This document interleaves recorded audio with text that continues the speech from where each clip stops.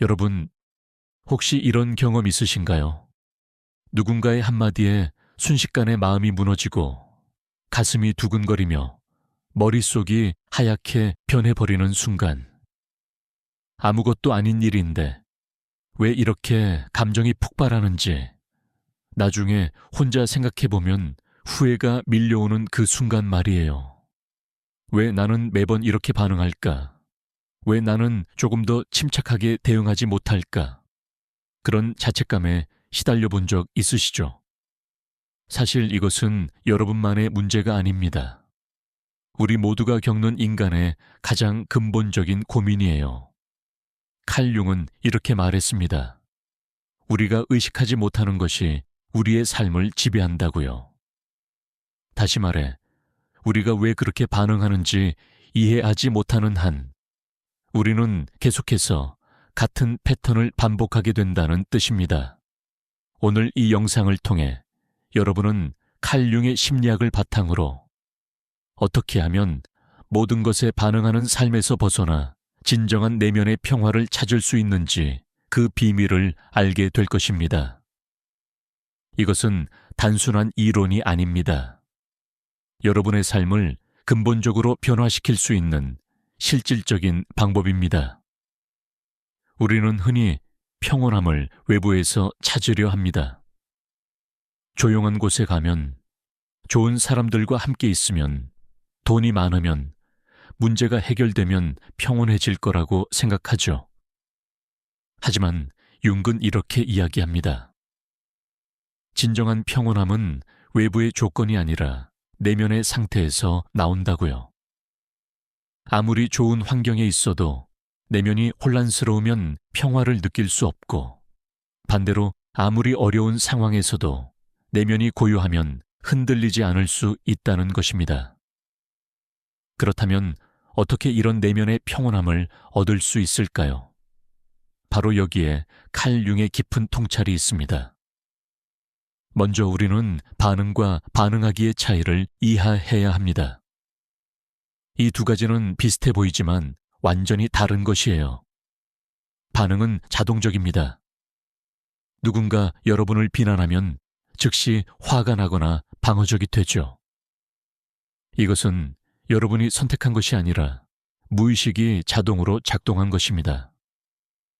마치 뜨거운 것을 만졌을 때 손을 움츠리는 것처럼 생각할 틈도 없이 일어나는 반사작용이에요. 반면 반응하기는 의식적인 선택입니다. 같은 상황에서도 잠시 멈추고 자신의 감정을 관찰하고 어떻게 대응할지 선택하는 것이죠. 융은 이것을 의식화라고 불렀습니다. 무의식적인 것을 의식의 빛 아래로 가져오는 과정이에요. 여기서 중요한 질문이 생깁니다. 왜 우리는 자동적으로 반응할까요? 그 답은 우리 내면 깊은 곳에 숨어있는 그림자에 있습니다. 융은 그림자를 우리가 인정하고 싶지 않은, 억압하고 숨긴 자신의 일부라고 설명했어요. 어렸을 때부터 우리는 착해야 한다, 강해야 한다, 완벽해야 한다는 메시지를 받으며 자랐습니다. 그래서 화를 내면 안 되고, 약함을 보이면 안 되고, 실수하면 안 된다고 배웠죠. 그 결과 우리의 분노, 두려움, 질투, 나약함 같은 감정들은 의식의 표면 아래로 밀려납니다. 하지만 이런 감정들이 사라지는 것은 아니에요.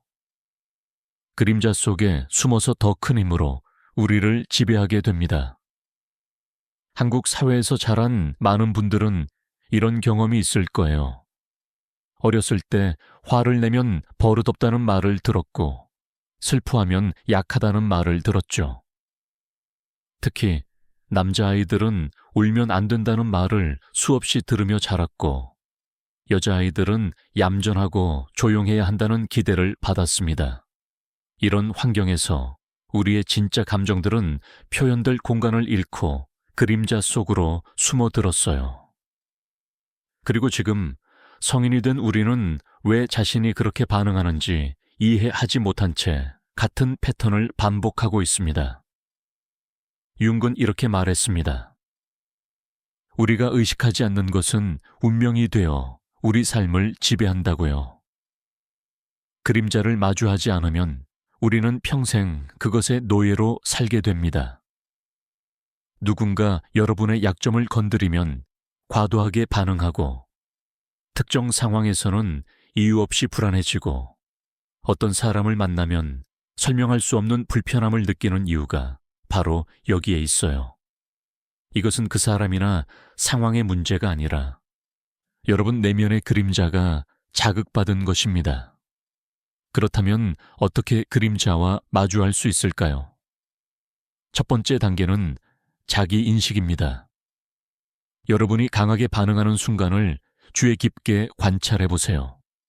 어떤 말에 가슴이 뛰나요? 어떤 상황에서 화가 치밀어 오르나요? 어떤 사람과 있을 때 불편한가요?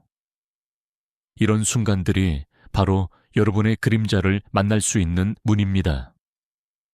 융은 우리가 타인에게서 가장 싫어하는 것이 바로 우리 자신이 억압한 부분이라고 했어요.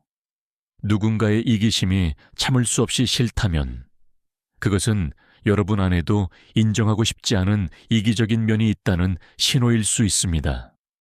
누군가의 나약함을 경멸한다면 그것은 여러분이 자신의 연약함을 받아들이지 못하고 있다는 뜻이에요. 이것을 투사라고 합니다. 우리는 자신 안에서 받아들이지 못한 것을 타인에게 투사합니다. 마치 영화 필름을 스크린에 비추듯이 우리 내면의 거부된 이미지들을 다른 사람에게 투영하는 거죠. 그래서 때로는 실제로 그 사람이 문제가 아닌데도 우리는 그들을 통해 우리 자신의 그림자를 보고 있는 것입니다. 이것을 깨닫는 순간이 바로 변화의 시작이에요. 문제는 밖에 있는 것이 아니라 안에 있다는 것을 알게 되면 비로소 우리는 그것을 다룰 수 있는 힘을 얻게 됩니다. 자, 이제 두 번째 단계로 넘어가 봅시다.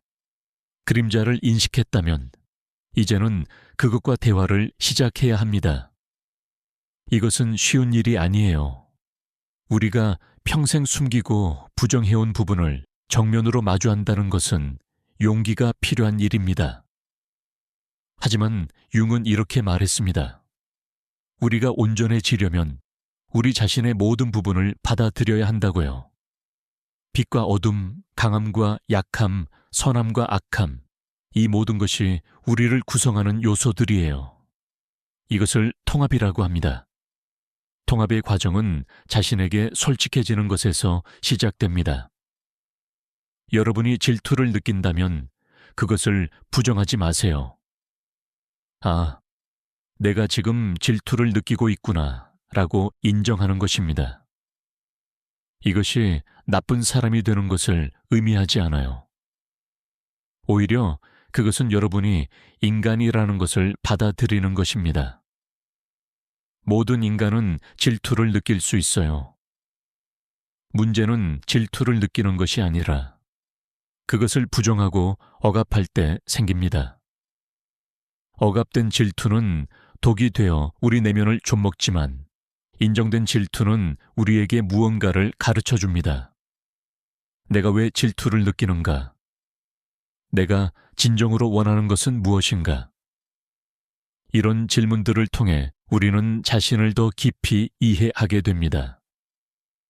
융의 심리학에서 중요한 개념 중 하나는 개성화입니다. 이것은 우리가 진정한 자기 자신이 되어가는 과정을 말해요. 사회가 요구하는 가면을 벗고 타인의 기대에서 벗어나 오롯이 나 자신으로 존재하는 것입니다. 하지만 이것은 이기적이 되라는 뜻이 아니에요.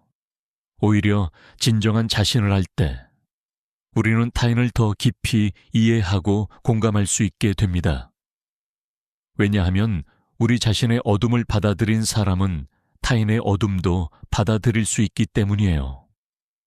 한국 사회에서는 종종 개인보다 집단을 우선시하는 문화가 있습니다. 가족을 위해, 회사를 위해, 사회를 위해 자신을 희생하는 것이 미덕으로 여겨지죠. 물론 이것이 나쁜 것은 아니에요. 하지만 자신을 완전히 잃어버리면서까지 타인을 위하는 것은 결국 누구에게도 도움이 되지 않습니다. 빈 컵으로는 다른 컵에 물을 부을 수 없는 것처럼 자신이 고갈된 상태에서는 진정으로 타인을 도울 수 없어요. 융은 이렇게 말했습니다. 자기 자신과의 만남은 가장 불편한 만남 중 하나지만 동시에 가장 중요한 만남이라고요. 이제 세 번째 단계에 대해 이야기해 봅시다. 감정적 거리 유지하기입니다. 이것은 무감각해지라는 뜻이 아니에요. 오히려 감정을 더 깊이 느끼되 그것에 휩쓸리지 않는 것을 의미합니다. 융은 이것을 관찰자의 위치라고 불렀어요. 여러분이 분노를 느낄 때 분노가 되는 것이 아니라 분노를 느끼고 있는 자신을 관찰하는 것입니다. 이 미묘한 차이가 모든 것을 바꿉니다. 생각해 보세요. 여러분이 화가 났을 때 나는 화가 났어 라고 말하는 것과 나는 지금 화를 느끼고 있어 라고 말하는 것의 차이를 아시나요? 첫 번째는 여러분이 화 그 자체가 된 것이고 두 번째는 화를 느끼고 있지만 여전히 그것을 관찰할 수 있는 여러분이 있다는 것입니다. 이 작은 거리가 여러분에게 선택의 자유를 줍니다. 화에 완전히 사로잡히면 여러분은 자동적으로 반응하게 됩니다. 소리를 지르거나 문을 쾅 닫거나 후회할 말을 하게 되죠. 하지만 화를 관찰할 수 있다면 여러분은 잠시 멈추고 선택할 수 있습니다. 이 화를 표현할 것인가? 아니면 지금은 침묵할 것인가? 이 사람과 대화할 것인가? 아니면 나중으로 미룰 것인가? 이것이 바로 융이 말한 의식의 확장입니다. 우리가 자신의 내면을 더 많이 의식할수록 우리는 더 많은 자유를 얻게 됩니다. 무의식은 우리를 자동 조종 모드로 살게 하지만 의식은 우리에게 선택권을 줍니다. 그리고 이 선택권이야말로 인간을 인간답게 만드는 것이에요. 동물은 본능에 따라 반응하지만 인간은 의식을 통해 자신의 반응을 선택할 수 있습니다. 그렇다면 어떻게 이런 관찰자의 위치를 개발할 수 있을까요? 가장 효과적인 방법 중 하나는 명상이나 마음 챙김입니다. 이것은 단순히 가만히 앉아 있는 것이 아니에요. 자신의 생각과 감정을 판단 없이 관찰하는 연습입니다. 생각이 떠오르면, 이런 생각이 떠오르는구나 하고 그냥 알아차리는 것이죠. 감정이 올라오면 지금 이런 감정을 느끼고 있구나 하고 인식하는 것입니다. 이것을 계속 연습하면 일상생활에서도 자연스럽게 이런 관찰자의 위치를 유지할 수 있게 됩니다. 한국에는 오래된 지혜가 있습니다. 한 번 더 생각하라는 의미의 삼사일언이라는 표현이 있죠. 3번 생각하고 한 번 말하라는 뜻입니다. 이것이 바로 융이 말한 의식적 반응의 한국적 표현이에요. 즉각적으로 반응하지 말고 잠시 멈추고 생각하고 그리고 선택하라는 것입니다. 우리 조상들은 이미 이 지혜를 알고 있었어요. 4번째 단계는 투사를 인식하는 것입니다. 앞서 잠깐 언급했지만 이것은 너무나 중요해서 더 깊이 다룰 필요가 있어요. 투사는 우리가 자신의 그림자를 타인에게서 보는 현상입니다. 융은 이렇게 설명했어요. 우리가 타인에게서 강하게 반응하는 것은 대부분 우리 자신의 투사라고요. 누군가 여러분을 극도로 화나게 한다면 그것은 그 사람의 문제이기도 하지만 동시에 여러분 내면의 무언가가 자극받았기 때문이기도 합니다. 예를 들어볼게요. 어떤 분이 동료의 무책임함에 항상 화가 난다고 합시다.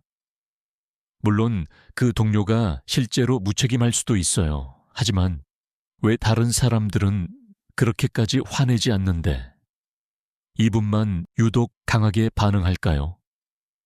아마도 그분 내면에는 책임감에 대한 강한 집착이 있을 수 있습니다. 어쩌면 어렸을 때부터 항상 책임감이 있어야 한다는 압박을 받으며 자랐을 수도 있고, 자신이 무책임했던 과거에 대한 죄책감이 있을 수도 있어요. 그래서 타인의 무책임함을 보면 그것이 자신의 억압된 욕구를 자극하는 것입니다. 나도 가끔은 책임에서 벗어나고 싶은데 나는 그러지 못하는데 저 사람은 왜 그렇게 편하게 무책임할 수 있지? 이런 내면의 갈등이 화로 표출되는 거예요. 이것을 이해하면 우리는 대인관계에서 겪는 많은 갈등을 다르게 볼 수 있습니다. 문제는 항상 저 밖에 있는 것이 아니라 나 안에도 있다는 것을 깨닫게 되죠. 이것이 비난이 아니에요. 오히려 이것은 해방입니다. 왜냐하면 타인을 바꿀 수는 없지만 자신의 내면은 바꿀 수 있기 때문이에요. 투사를 인식하고 거두어들이면 우리는 더 이상 타인의 행동에 휘둘리지 않게 됩니다. 융은 이것을 투사의 철회라고 불렀습니다. 타인에게 투사한 것을 다시 자신에게로 가져오는 것이죠. 이것은 쉽지 않은 과정이에요. 왜냐하면 그것은 내가 틀렸다는 것을 인정하는 것처럼 느껴지기 때문입니다. 하지만 실제로는 그것이 아니에요. 투사를 거두어 들인다는 것은 더 온전한 진실을 보게 된다는 뜻입니다.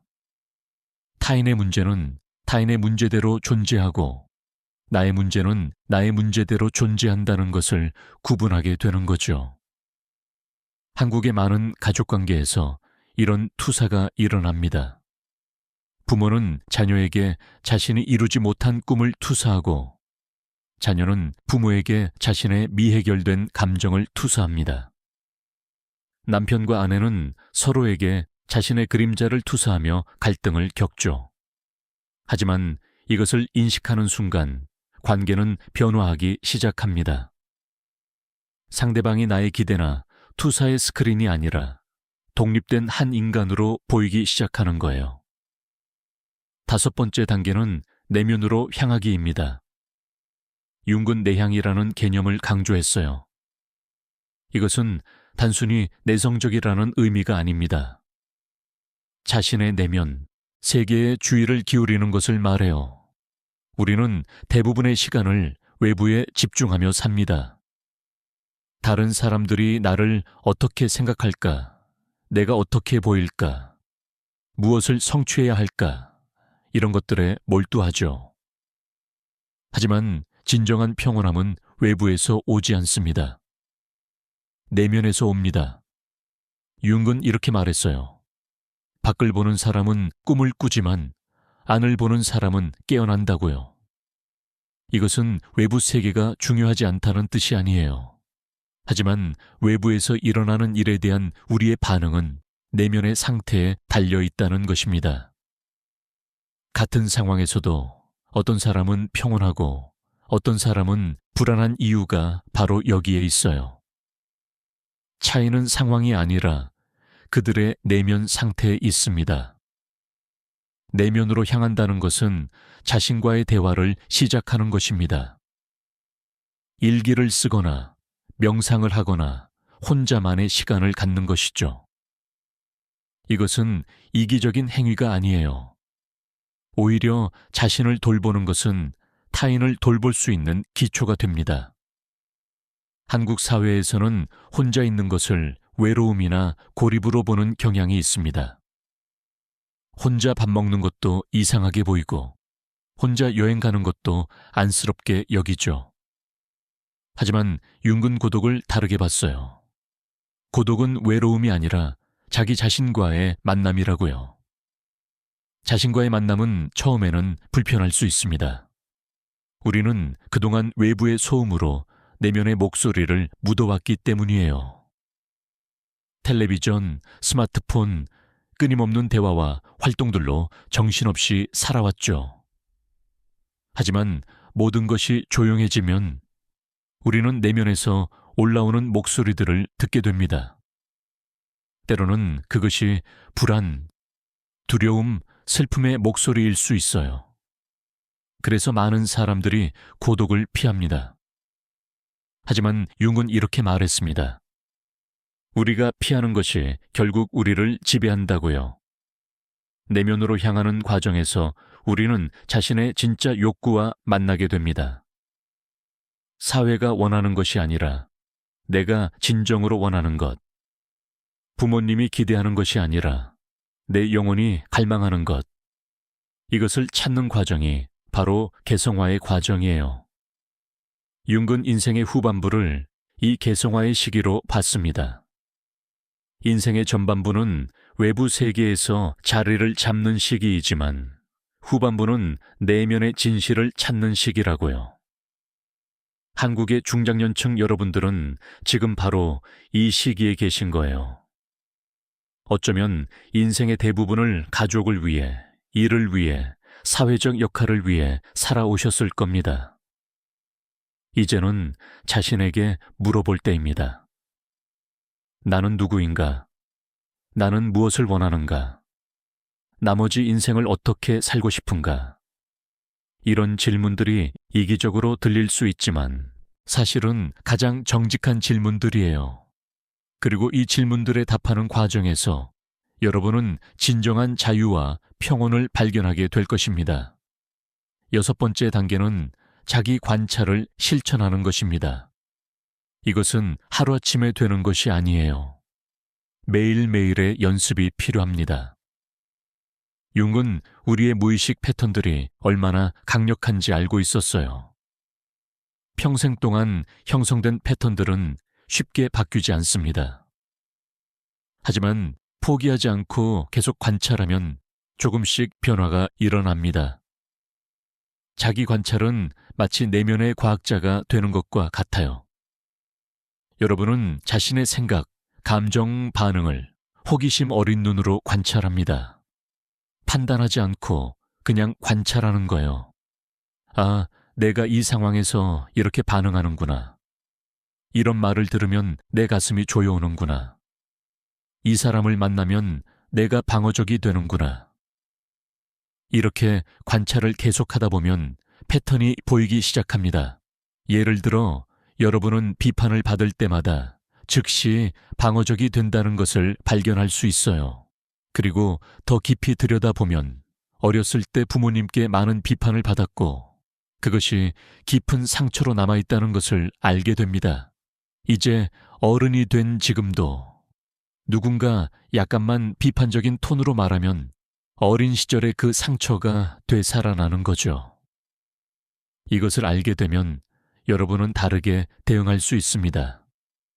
아, 이것은 지금 상황에 대한 반응이 아니라 과거의 상처가 자극받은 것이구나 라고 인식하는 순간 그 자동적인 반응에서 벗어날 수 있는 공간이 생깁니다. 융은 이것을 의식화의 과정이라고 불렀습니다. 무의식적인 것을 의식으로 가져오는 것이죠. 그리고 의식의 빛이 비추는 곳에서는 무의식의 힘이 약해집니다. 마치 어둠 속에서는 모든 것이 무섭지만 불을 켜면 실제로는 아무것도 아닌 것처럼요. 우리의 무의식적 패턴들도 의식의 빛 아래서는 그 힘을 잃습니다. 자기 관찰을 위한 실용적인 방법이 있어요. 매일 저녁 침대에 눕기 전에 오늘 하루를 되돌아보는 것입니다. 어떤 순간에 강하게 반응했나? 어떤 감정들을 느꼈나? 왜 그렇게 느꼈을까? 이런 질문들을 자신에게 던져보세요. 일기로 쓰면 더 좋습니다. 쓰는 과정에서 우리는 생각을 정리하고 새로운 통찰을 얻게 되니까요. 이것을 융은 적극적 상상이라는 기법과 연결지었어요. 우리의 내면 이미지들과 적극적으로 대화하는 것이죠. 한국에는 예로부터 반성의 전통이 있습니다. 하루를 돌아보고 자신의 행동을 성찰하는 것을 중요하게 여겼죠. 이것이 바로 융의 자기 관찰과 일맥상통하는 것이에요. 우리 조상들의 지혜와 융의 심리학이 만나는 지점입니다. 다만 전통적인 반성이 도덕적 판단에 초점을 맞췄다면 융의 자기 관찰은 이해와 수용에 초점을 맞춥니다. 내가 왜 그렇게 행동했는가를 비난하는 것이 아니라 이해하려는 것이죠. 7번째이자 마지막 단계는 정신적 성숙을 향해 나아가는 것입니다. 융은 이것을 개성화의 완성이라고 봤어요. 하지만 이것은 끝이 있는 목표가 아니에요. 평생에 걸친 여정입니다. 우리는 결코 완벽해지지 않습니다. 하지만 계속해서 더 온전해질 수는 있어요. 더 의식적이 되고, 더 자유로워지고, 더 진정한 자기 자신이 될 수 있습니다. 정신적 성숙이란 무엇일까요? 그것은 양극단 사이의 균형을 찾는 것입니다. 너무 강하지도 너무 약하지도 않은, 너무 이기적이지도 너무 자기 희생적이지도 않은 그 중간에 지혜로운 지점을 찾는 것이죠. 융은 이것을 대극의 합일이라고 불렀습니다. 우리 안에는 서로 반대되는 것들이 공존합니다. 남성성과 여성성, 빛과 그림자, 의식과 무의식. 이것들을 대립으로 보는 것이 아니라 상호 보완적인 것으로 보는 것이 성숙의 징표예요. 예를 들어 젊을 때는 강함만이 중요하다고 생각할 수 있습니다. 약함을 드러내면 안 되고 항상 강인해야 한다고 믿죠. 하지만 나이가 들면서 우리는 알게 됩니다. 진정한 강함은 자신의 연약함을 인정할 수 있는 용기에서 온다는 것을요. 눈물을 흘릴 수 있는 사람이, 도움을 요청할 수 있는 사람이 실제로는 더 강한 사람입니다. 왜냐하면 그들은 자신의 전체를 받아들일 수 있기 때문이에요. 정신적 성숙은 또한 타인에 대한 깊은 이해와 연민으로 나타납니다. 자신의 그림자를 마주한 사람은 타인의 결점에 대해 덜 판단적이 됩니다. 왜냐하면 자신 안에도 같은 어둠이 있다는 것을 알기 때문이에요. 이것은 무책임하게 모든 것을 용인하라는 뜻이 아닙니다. 오히려 명확한 경계를 설정하되 그것을 연민과 함께하는 것입니다. 나는 당신의 행동을 받아들일 수 없지만 당신이라는 인간을 이해합니다. 라고 말할 수 있는 것이죠. 융은 말년에 이렇게 이야기했어요. 인생의 오후는 인생의 아침과는 다른 의미를 가진다고요. 젊을 때는 외부 세계를 정복하고 성취하고 인정받는 것이 중요합니다. 하지만 인생의 후반부는 내면의 풍요로움을 찾는 시기예요. 이제는 얼마나 많이 가졌느냐가 아니라 얼마나 깊이 이해하고 경험했느냐가 중요합니다. 얼마나 성공했느냐가 아니라 얼마나 진정한 자신이 되었느냐가 의미 있어지는 거죠. 한국의 전통에서 노년은 지혜의 시기로 여겨졌습니다. 노인들은 삶의 경험을 통해 얻은 통찰을 젊은이들에게 전해주는 역할을 했죠. 하지만 현대 사회에서는 노년이 가치절하되는 경향이 있습니다. 젊음과 생산성만이 중요하게 여겨지죠. 하지만 융의 관점에서 보면 인생의 후반부야말로 가장 의미 있는 내면의 작업이 일어나는 시기예요. 외부의 성취에서 내면의 완성으로 초점이 이동하는 때입니다. 정신적 성숙으로 가는 이 여정에서 가장 중요한 것은 인내입니다. 변화는 천천히 일어납니다. 어떤 날은 한 발짝 앞으로 나아가는 것 같다가 다음 날은 두 발짝 뒤로 물러나는 것처럼 느껴질 수 있어요. 하지만 포기하지 마세요. 융은 이렇게 말했습니다. 인생은 직선이 아니라 나선형이라고요. 우리는 같은 문제로 계속 돌아오는 것처럼 보이지만 실제로는 매번 조금씩 더 높은 차원에서 그것을 만나고 있는 것입니다. 여러분이 다시 옛날 패턴으로 돌아갔다고 느껴질 때 자책하지 마세요. 그것은 실패가 아니에요. 그것은 여전히 작업이 필요한 부분이 있다는 신호일 뿐입니다. 중요한 것은 더 빨리 알아차리게 된다는 것이에요.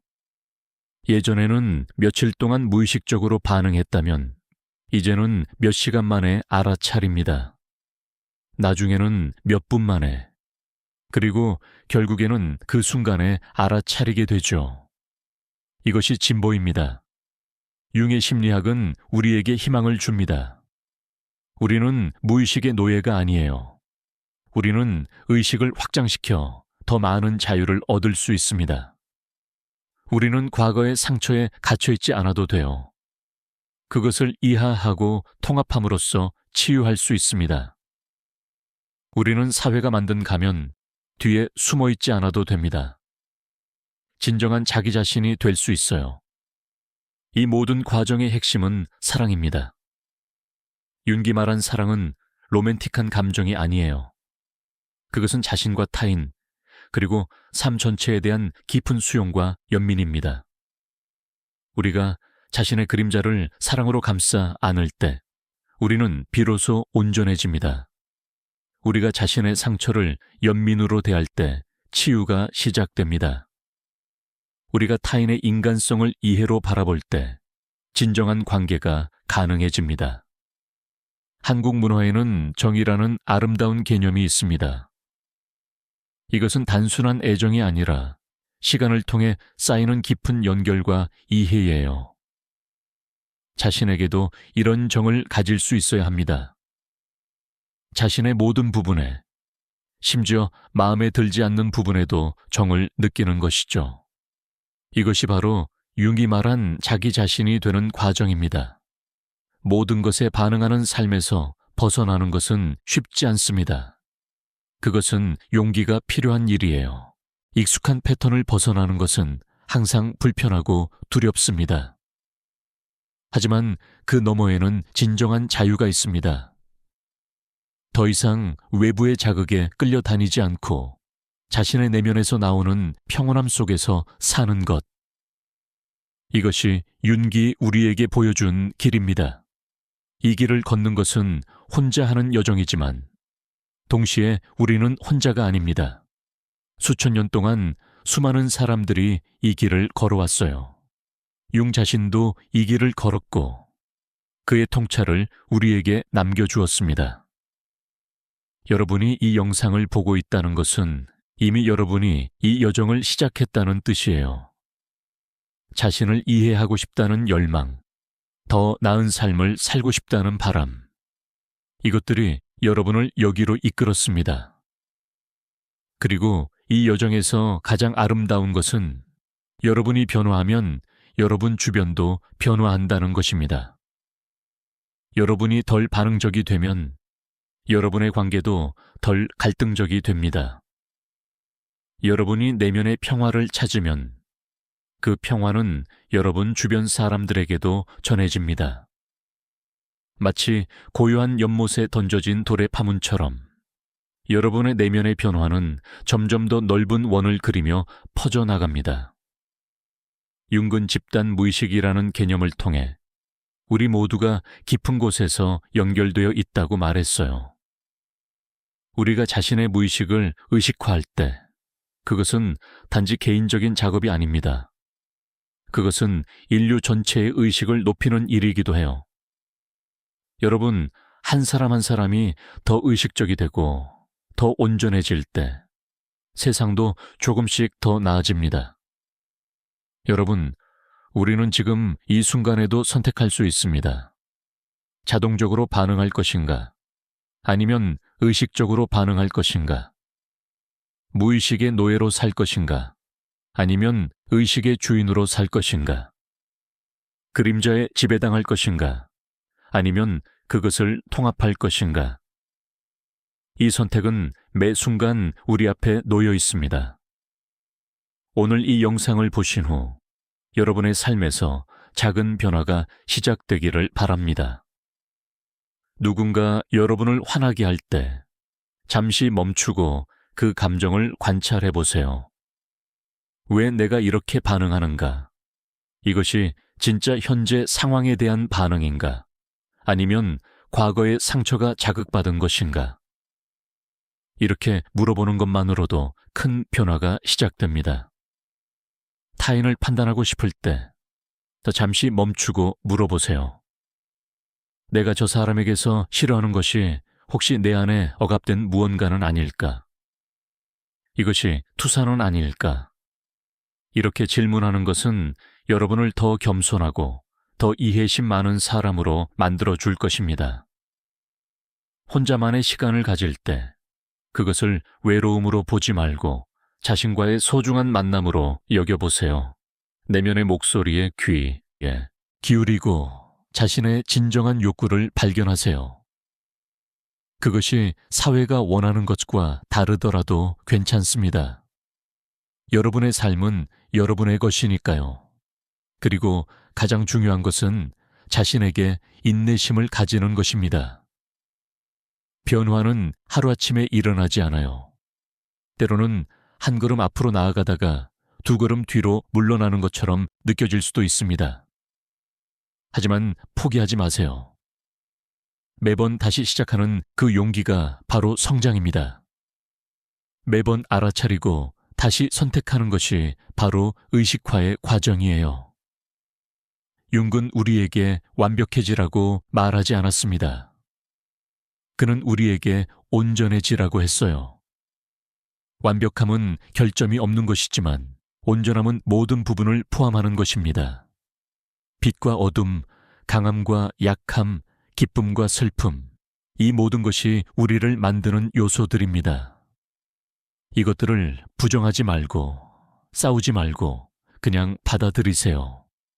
그것들과 함께 춤을 추세요. 그것이 바로 온전한 삶을 사는 방법입니다. 여러분의 인생은 여러분만의 독특한 이야기입니다. 다른 누구의 이야기와도 같지 않아요. 윤기 말한 개성화는 바로 이것입니다. 진정으로 자기 자신이 되는 것, 다른 누구도 아닌 온전히 나 자신이 되는 것. 이것이 인생의 궁극적인 목표이자 가장 위대한 모험입니다. 그리고 이 여정의 끝에서 여러분은 발견하게 될 것입니다. 여러분이 그토록 찾아 헤맸던 평온함, 그토록 갈망했던 자유, 그것은 사실 언제나 여러분 안에 있었다는 것을요. 단지 그것을 가리고 있던 무의식의 장막을 걷어내기만 하면 되는 것이었습니다. 융의 심리학은 바로 그 장막을 걷어내는 방법을 우리에게 가르쳐 줍니다.